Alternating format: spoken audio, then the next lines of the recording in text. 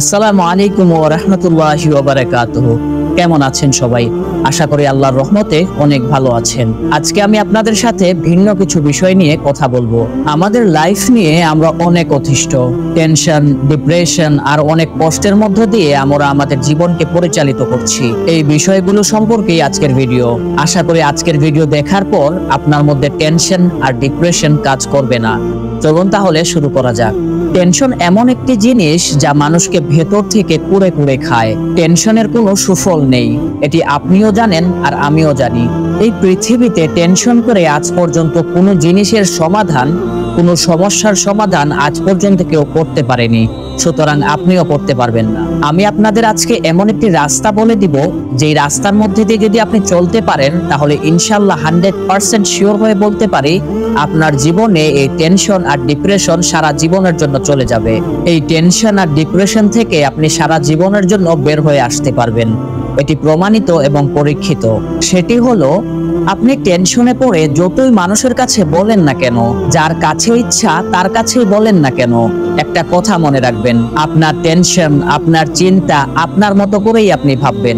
আপনার চিন্তার কথা, আপনার ডিপ্রেশনের কথা, আপনার টেনশনের কথা যখন আপনি অন্য কাউকে বলেন, তখন হয়তো কিছু সময় সে আপনার কথাগুলো মনোযোগ দিয়ে শুনবে, কিন্তু ভেতর থেকে সেই মানুষটি আপনার টেনশন, আপনার কষ্টগুলো অনুভব করতে পারবে না, ফিল করতে পারবে না। আপনার টেনশনে আপনি না খেয়ে থাকবেন, আপনার চিন্তায় আপনি চিন্তিত থাকবেন, আপনি বসে থাকবেন, আপনার কোনো কিছুই ভালো লাগবে না। কিন্তু যখন এই কথাগুলো আপনি অন্য কাউকে বলবেন, আপনি একটু খেয়াল করে দেখবেন তার মাথার মধ্যেও কি টেনশন কাজ করে?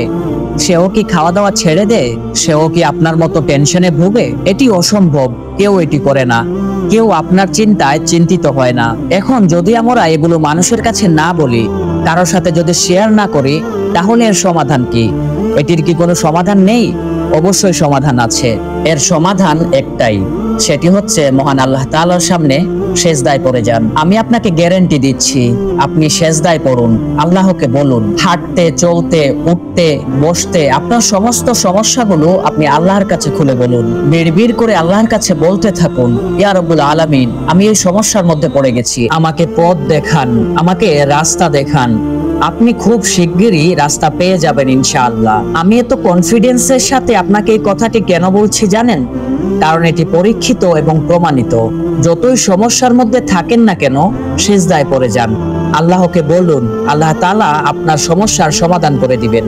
আপনার যদি আর্থিক সমস্যা থাকে, হয়তো আপনি মানুষের কাছে গেলে মানুষ আপনাকে টাকা দিয়ে আপনার সেই সমস্যা লাঘব করে দিতে পারে, কিন্তু আপনার মনের সমস্যার সমাধান কখনোই কোনো মানুষ করে দিতে পারবে না। আপনার মানসিক সমস্যার সমাধান একমাত্র আল্লাহ তাআলার কাছে গেলেই আপনি পাবেন। একমাত্র আল্লাহ তাআলার কাছে আপনার সমস্যাগুলোর সমাধান যদি আপনি চান, তাহলেই আপনি পাবেন।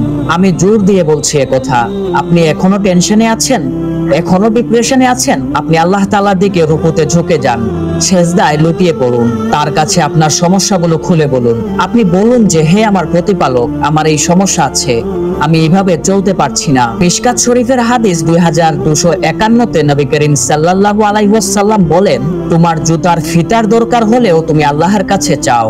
লাইফে যতই চিন্তা আপনার কাছে আসুক, যতই দুশ্চিন্তা আপনার কাছে আসুক, সকল চিন্তা, সকল ডিপ্রেশন, সকল সমস্যা আপনি আল্লাহর কাছে ট্রান্সফার করে দিন। আপনি বলে তো দেখেন, আল্লাহর কাছে আপনি সাহায্য চেয়ে তো দেখেন, কোনো সমস্যাই আর আপনার ধারে কাছেও আসবে না।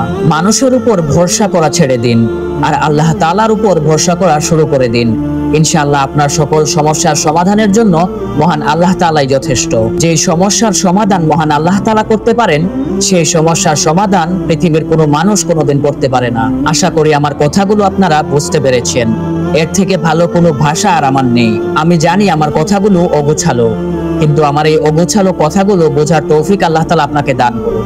আমিন। দেখা হবে অন্য কোনো ভিডিওতে। আসসালামু আলাইকুম ওয়া রাহমাতুল্লাহি ওয়া বারাকাতুহু।